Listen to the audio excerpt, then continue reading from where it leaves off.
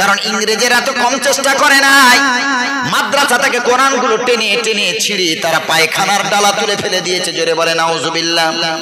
মসজিদ থেকে কাগজের কোরআনগুলো তারা ছিঁড়ে ফেলেছে, কোরআনগুলো ছিঁড়ে তার উপরে উলঙ্গ হয়ে তারা পেশাব পর্যন্ত করেছে। রে মুসলমান, আমরা মুসলমান ইতিহাস পড়েছি, ভুলে যাই নাই। মুসলমানের উপরে কত অত্যাচার করেছে, মুসলমানের উপরে কত তারা নির্বিচার করেছে। ও মুসলমান বাবাজি, গ্র্যান্ড ট্রাঙ্ক রোড দিল্লির উপর দিয়ে বহু দূর চলে গেল। গ্র্যান্ড ট্রাঙ্ক রোডের এমন কোন গাছ, দুই দিকে এমন কোন গাছ বাকি ছিল না যেই গাছের ডালে একজন কোরআনের আলেম হাফেজের লাশ ঝোলা ছিল না। কম মেরেছে? একদিনে প্রায় 8,500 হাফেজকে তারা শহীদ করে দিয়েছে একদিনে। কি চিন্তা করছে? তারা যখন কাগজের কোরআনগুলো পুড়িয়ে দিল, মসজিদগুলো ভাঙছে, মাদ্রাসাগুলো বন্ধ করছে, তখন একজন মানুষ, মুসলিম মানুষ উঠে দাঁড়িয়ে বলে, ইংরেজ শাসক, কাগজের কোরআন দুনিয়া থেকে নিপাত করতে পারো, কাগজের কোরআন শেষ করে দিতে পারো, মগজের কোরআনটা তোমার কোন বাবা শেষ করবে? জোরে বলেন সুবহানাল্লাহ। কাগজের কোরআন ভারতের বুক থেকে তোমরা নিশ্চিহ্ন করতে পারো, কিন্তু যে কোরআন হাফেজদের মেমোরাইজ করে দিয়েছেন আল্লাহ, যে কোরআন হাফেজদের মেমোরিতে আল্লাহ নোট করে দিয়েছেন, ওই মগজের কোরআনটা কে শেষ করবে? ইংরেজ শাসক বলছে কি মগজের কোরআন মানে তো বুঝলাম না। তখন ওই মুসলিম বিদ্রোহী তখন উঠে দাঁড়িয়ে বলছে, দুটো সন্তান, একটার নাম হলো আশফাকুল্লাহ, একজনের নাম হলো আহমদুল্লাহ, দুইজন বীর সেনাপতি, দুজনকে ডাকলো, আয় বাবা আশফাকুল্লাহ, আয় বাবা আহমদুল্লাহ। দুই ছেলেই কোরআনের সম্পূর্ণ হাফেজ, জোরে বলেন সুবহানাল্লাহ। বড় ছেলেটার নাম ছিল আহমদুল্লাহ, ছোটটার নাম ছিল আশফাকুল্লাহ। হাজার হাজার ইংরেজেরা দাঁড়িয়ে, মাওলানারা দাঁড়িয়ে, হাফেজে কোরআনরা দাঁড়িয়ে, সব দাঁড়িয়ে, হিন্দু মুসলমান সব দাঁড়িয়ে আছে, খ্রিস্টান দাঁড়িয়ে আছে, সব দেখতেছে। আহমদুল্লাহকে কাঠগড়ায় দাঁড় করানো হলো। আহমদুল্লাহর বাপ বলল, বাবা তোমার সামনে কাগজের কোরআন নাই, তোমার মগজের কোরআন দিয়ে তুমি আলহামদু সূরা থেকে 15 পারা পর্যন্ত পড়তে শুরু করো। আহমদুল্লাহ, এত হাফেজ দাঁড়িয়ে আছে, এত মানুষ দাঁড়িয়ে আছে, ইংরেজেরা হতবাক দৃষ্টিতে দেখছে।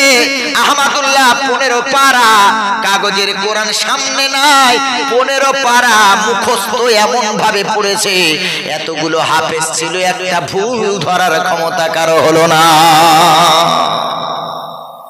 এরপর ছোট ছেলেটাকে বলছে, বাবা তুমি আসো।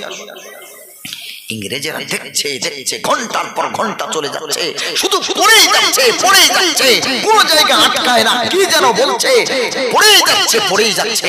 ছোট ছেলেটাকে যখন ডাকা হলো, বলো বাবা তুমি 16 পারা থেকে শুরু করে সূরা নাস পর্যন্ত কোরআনের শেষ পর্যন্ত তুমি পড়ো। ছোট ছেলেটা এসে 16 পারা থেকে শুরু করে নাস পর্যন্ত পড়ছে, পড়েই যাচ্ছে, পড়েই যাচ্ছে, পড়েই যাচ্ছে। সারা দিন ধরে শুধু তেলাওয়াত হলো। ইংরেজেরা খাওয়া বন্ধ করে দিল, মুসলমানেরা কি শুরু করেছে, কি পড়ে যাচ্ছে, যেটা কোনো ভুল ধরার মতো ক্ষমতা এত মানুষের নাই, আটকায় না। মেলের গতিতে, এক্সপ্রেসের গতিতে পড়েই যাচ্ছে, পড়েই যাচ্ছে, কেউ ভুল ধরতে পারলো না। দুই ভাই মিলে ইংরেজের সামনে গোটা কোরআন খতম করলো, জোরে বলেন সুবহানাল্লাহ। একটা ভুল গেল না। ইংরেজেরা দেখে বলল, কি আমরা তো কাগজের কোরআন পড়াচ্ছি বেকার, এ তো মগজওয়ালাকে আগে পড়াতে হবে, আমাদের মগজওয়ালাকে তো আগে ধরাই করতে হবে। সব কাগজের কোরআনগুলো পড়ানো বন্ধ করে দিল। এরপরে প্রতিটা ঘর খুঁজে খুঁজে তারা কোরআনের হাফেজকে ধরছে আর কতল করছে। কারোর কাছে ফাঁসি দিয়েছে, কোন সন্তানকে তারা মা বাবার সামনে অগ্নিকুণ্ডে জ্বালিয়েছে। কোরআনের হাফেজ সন্তান গায়ের জামা খুলে নিয়েছে, উলঙ্গ করে তাকে আগুনে ফেলে দিয়েছে। ওই ছেলেটা মায়ের সামনে বাঁচাও বাঁচাও বাঁচাও করে আগুনে দগ্ধ হয়ে চিরনিঃশ্বাস ত্যাগ করে শহীদের মৃত্যু নসিব করেছে।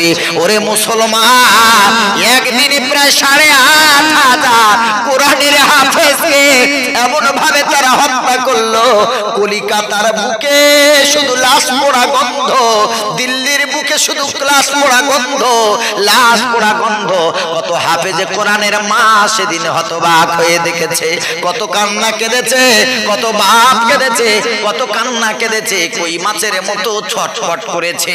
ওরে মুসলমান, এত হাফেজকে এত আলেমকে তো মারল, বলো সেই কোরআন কি তারা শেষ করতে পেরেছে? পেরেছে গো বাবা?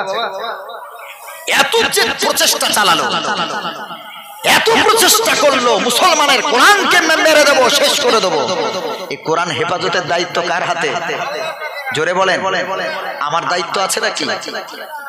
এই কোরআন হেফাজতের দায়িত্ব কার? আল্লাহ রাব্বুল আলামিন বলেন, ইন্না নাহনু নাযালনা যিকরা ওয়া ইন্না লাহু লাহাফিজুন। আল্লাহ রাব্বুল আলামিন বলেন, এই কোরআন আমি আল্লাহ নাযিল করেছি, আমি আল্লাহই কোরআন অবতীর্ণ করেছি, এবং এই কোরআনের হেফাজতের দায়িত্ব আমি আল্লাহ আমার কাঁধে তুলে নিয়েছি। আল্লাহ রাব্বুল আলামিন আবার বলেন, ইউরিদুনা লিইউতফিউ নূরাল্লাহি বিআফওয়াহিহিম ওয়াল্লাহু মুতিম্মু নূরিহি ওয়ালাউ কারিহাল কাফিরুন। আল্লাহ রাব্বুল আলামিন বলেন, আমার কোরআনের আলোকে যদি কেউ ষড়যন্ত্র করে তার মুখের ফুৎকার দিয়ে যদি কোরআনের আলোকে নিভিয়ে দিতে চায়, আল্লাহ বলে, শুনে নাও মুসলমান, ভেঙে পড়বে না, চিন্তিত হবে না গো মুসলমান, কারণ আমি আল্লাহ মুতিম্মু নূরিহি, কোরআনের এই আলোটাকে আমি আল্লাহ পরিপূর্ণতা দান করেছি। এই আলোকে কেউ কখনো চিরজীবনের জন্য শহীদ করতে পারবে না, এই আলোকে শেষ করতে পারবে না, কারণ এই আলোটাকে হেফাজত করার দায়িত্ব আমি আল্লাহ নিলাম। কিয়ামত পর্যন্ত কোরআন দুনিয়াতে থাকবেই থাকবে, সুবহানাল্লাহ। কিয়ামত পর্যন্ত কোরআনের অস্তিত্ব থাকবে। চেষ্টা করছে তারা, করেছে, বর্তমানেও চেষ্টা করছে কোরআন কি করে দুনিয়া থেকে শেষ করে দেওয়া যায়, এরপরেও তারা চেষ্টা করবে। আল্লাহ এই জন্য বলেছেন, ইউরিদুনা, তারা চাইছে এবং চাইবে, তারা চেয়েছে, চাইছে এবং চাইবে, কিন্তু তারপরেও আল্লাহ তাআলা বলেন, এই কোরআন দুনিয়া থেকে মিটে যাবে না। জোরে বলেন সুবহানাল্লাহ। ভারত আমাদের দেশ, ভারত স্বাধীন করতে গিয়ে কত লক্ষ লক্ষ হাফেজ কোরআন আলেমে দিন শহীদ হয়ে গেছে। আপনি তো সেই ইতিহাস পড়েননি, তো আপনি দেশ বিরুদ্ধে কেন কথা বলবেন না? আপনি ইসলাম বিদ্বেষী কেন হবেন না? কারণ আমাদের যে ইতিহাস আছে, যে কতগুলো মুসলমান ভারতের জন্য শহীদ হয়ে গেছে, আপনি শুধু ওই কি বলে ক্ষুদিরামের কথাটা মনে রেখেছেন, আপনি শুধু ক্ষুদিরামের কথা মনে রেখেছেন, দিনেশের কথা মনে রেখেছেন, বাদলের কথা মনে রেখেছেন, মুসলমানের একটা নাম আপনার মনে নাই, কারণ ওই ইতিহাসের চ্যাপ্টার আপনি জীবনে খুলেও পড়েননি। অথচ হাজার হাজার না লক্ষ লক্ষ মুসলমানেরা তারা দেশের জন্য প্রাণটা শহীদ করে দিয়েছে। জোরে বলেন সুবহানাল্লাহ। ইতিহাস পড়ে।